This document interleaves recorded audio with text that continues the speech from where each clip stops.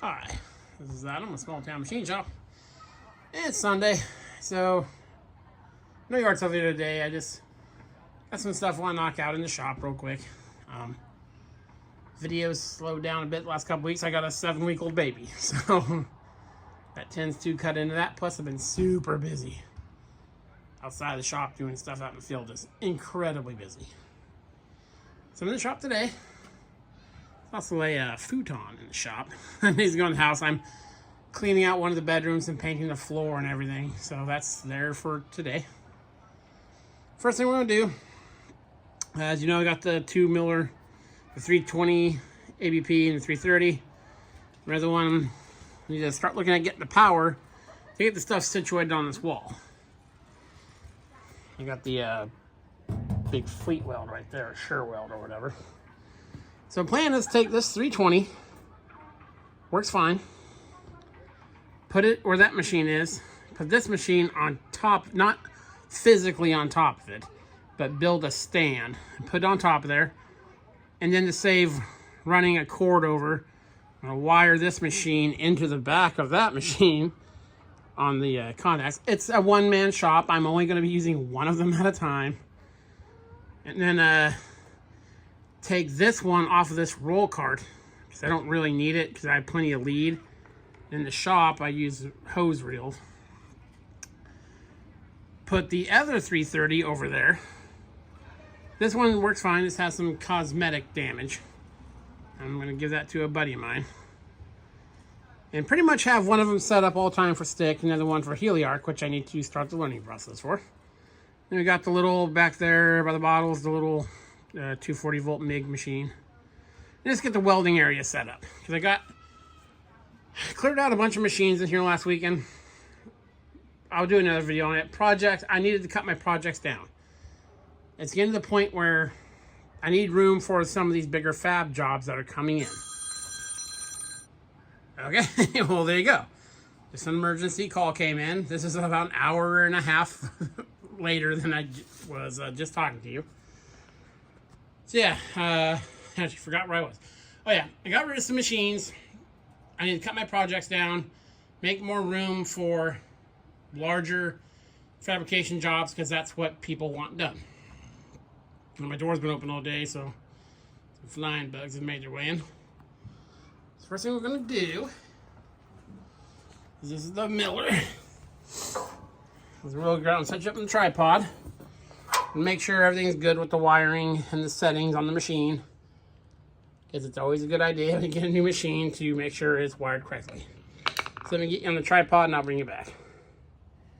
Okay, so here's the voltage settings, 208, 230, 460. It's a single phase machine. So right now, of course it was staying up until I started filming. It's set for, that jumper's there, and it's there, and that guy's there. So it's set for 208.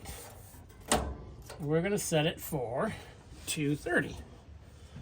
So, here, and of course the machine is unplugged. And if you don't feel comfortable working around electrical components, don't. Best piece of advice I can give you about electrical stuff. So we need to move you to the third jumper here.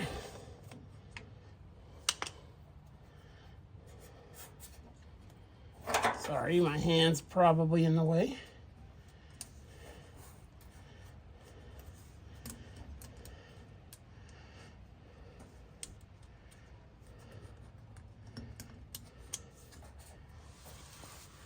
I'm trying not to drop it into the bowels of the machine.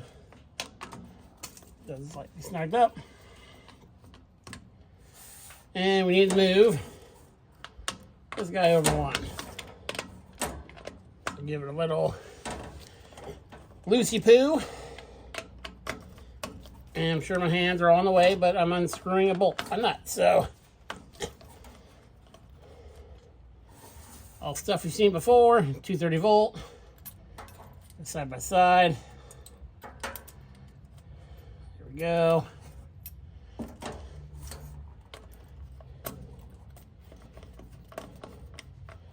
Get it quite snug. Now, torque them down here in a bit.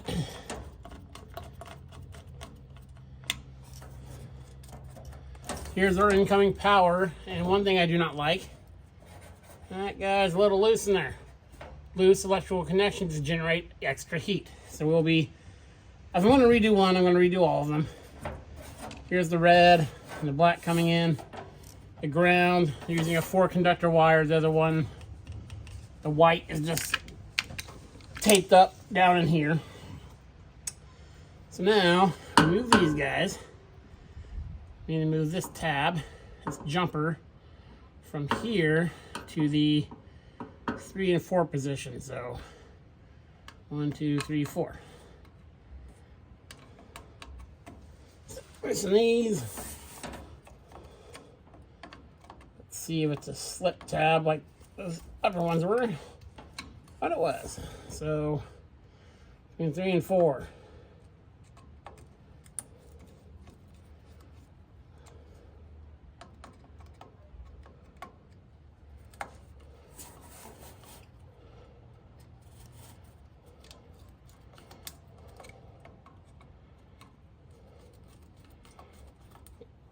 Okay, now we should be set.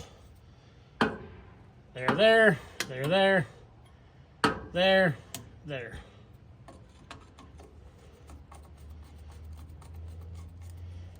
And before I fire this machine up, I know it runs.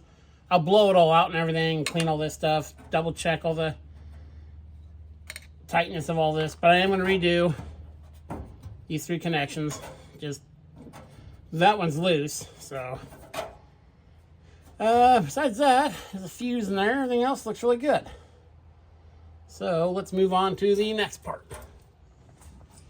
Okay, I drilled the pilot hole for the chassis punch. We're actually gonna have to double chassis punch this. This is where the incoming power for the dial arc's gonna go. Now this setup might seem weird to you, and it is a little unorthodox. I've been running the Miller dial arc on a 50 amp breaker ever since I got it, and it only trips the breaker out when you like really get into the very high range of it. And you know, I'm not welding 3/4 inch single pass plate with it or anything like that, so I like it because first of all I got smaller, thinner leads, so I can get in the more a little more flexible for getting under, you know, trailers and into stuff like that. This machine has the same size power cord and about the same incoming power. And I ran my 330 ABP on a 60 amp breaker forever and only tripped it out again in the higher ranges. So this is a smaller machine. The breaker's appropriately sized for the conductor in the wall and the outlet this will be plugged into. So no worries there. And this is how I'm going to do it. It's my shop. This is how I'm doing it. So these machines always be paired together. I will never get rid of that dial arc. I love that welder. And yeah, so these two will just be a little cozy little couple. So sorry to do the old, this is how I'm going to do it. When you do anything on YouTube, all the experts come out and tell you how stupid you are. I just don't care. Too much to do to worry about such nonsense.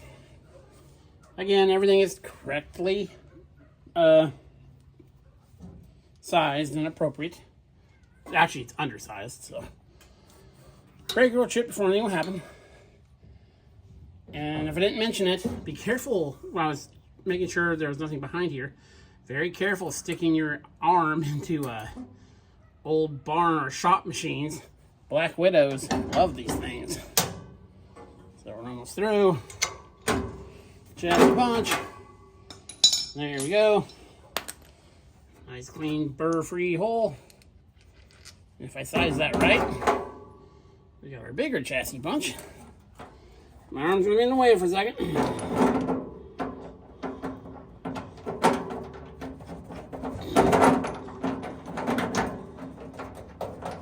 a few more than a second.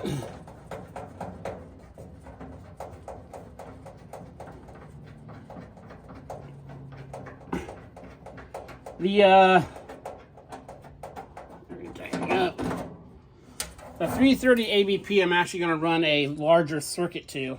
I have a 200 amp service just for my shop. A larger circuit to, so I can pretty much use it as close to its upper end as possible. So I'm not going to go anything near full size for the sure weld because I don't have that much power in here. I'm actually not 100% sure what I'm doing with sure weld yet either.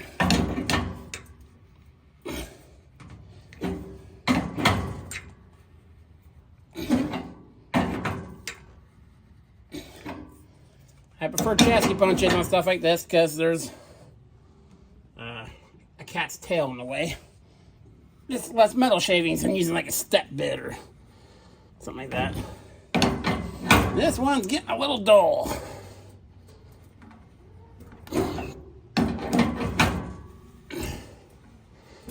You can actually sharpen these.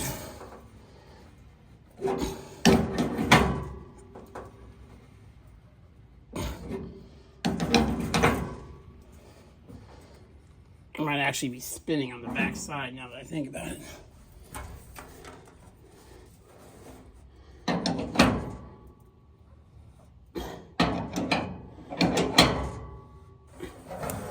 Nope, it's cutting through there.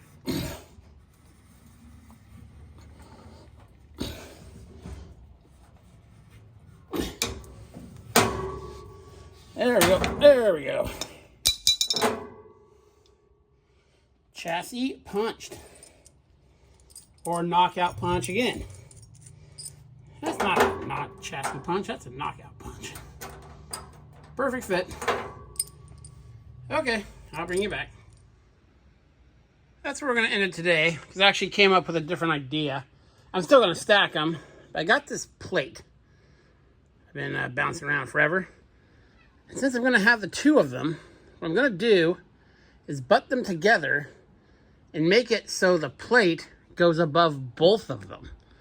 That way I can put this guy on top of there. And when I get a bigger, if I ever get a bigger, more appropriate plasma cutter, it could go up there too. Or and just be a storage area for some of the welding stuff. So I might as well make use of that sheet and accomplish, you know, multiple things with the same task. So I'll swing by the steel yard tomorrow and we'll probably build that tomorrow. So I really need to get these welders out of the way.